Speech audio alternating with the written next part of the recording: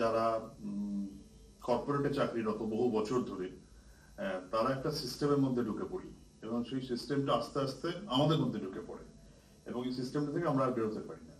এবং এই সিস্টেমটা এতই প্রেশার, এতই ডিমান্ড, আমার তো আরো একটা কাজ থাকে, সেখানে এত ডিমান্ড, ফলে সেখানে ঠিক মতো খাওয়া দাওয়া এবং ঠিক মতো শরীর স্বাস্থ্য মেনটেন করা এটা আর হয়ে ওঠে না। মানে যদি আমাদের প্রায়োরিটি দেখতে হয়, সেহেতু আমি যদি ফিট না থাকি আমার কিছুই ঠিক থাকে না।